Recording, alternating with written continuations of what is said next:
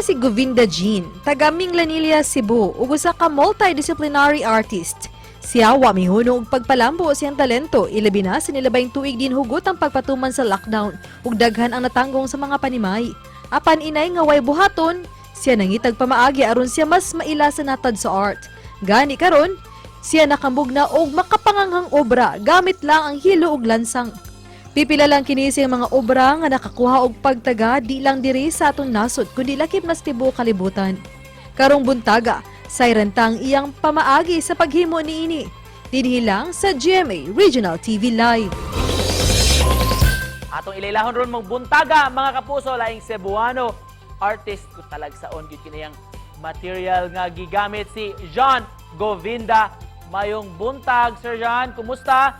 Welcome sa GMA Regional TV Live. Okay lang. How are you, sir? This morning, pwede ba Okay lang. mag-greet mo atong mga kapuso nga nagtan-aw ron? Hello mga kapuso din ha sa Cebu, sa Central Visayas, sa Eastern Visayas. Mayong buntag kaninyong tanan. Thank you so much for joining us. Gov ang nickname or John. Sir, excited gyud tuod mi nga makita ning imong obra this morning. Talagsaon kaayo. Thank you. Unsa may gamit nimo sir? Unsa istorya ini imong pamaagi sa paghimo nimo mga masterpieces? Napulan ko og painting ba kay daghan na kayo ba? I can't compete the known Cebuano artist in the business. So nagngit ko laing medium.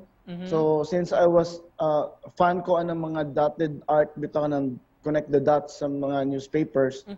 It came up na magbuhat ko og nails and thread para first nail, second nail, i-connect na ko ang dot through thread. Until such time nga na-complicate na nako, ni grabe na noon. Pwede ba ma-show nimo sa TV, sir? Nya. Sige. Bago lang giniya gipirmahan. Katong pag-ari niya. Atong the other day. Over the weekend. Senator Manny over the weekend lang. Tapos, ang isa, ang atong first Philippine gold medalist. Sa weightlifting. So, kung imong kuanon siya, so you can see the nails. So, ang nails siya dyan, sa kilid, sa edge. Sa kilid, sa edge. Makita nimo ang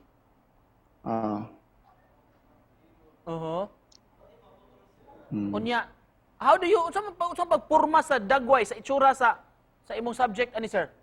kung mag-drawing magug ka, normally, lines ka. So, pero pwede nimo ma-erase, but then kani, di pangitan og paagi unsa ko siya pag-drawing nga kung like ang kuan sa naong circle nga dili na ko mag-erase. So, ako lang ipatuyok one by one. Ang thread. So, layer after layers.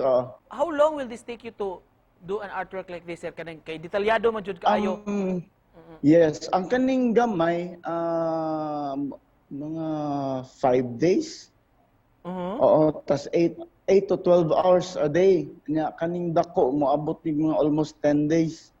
May we know, Sir John, kung asa nimo nakuha gyud ideya sa kani paggamit og nails og thread? Honestly, dili man ko internet person. Kay old naman ko. So, typewriter na ako ang time na ko ba. So nag-start gyud ko ani honestly on my own gyud nga nag-trip ko. Nag-trip lang gyud ko until naka-discover og mga technique.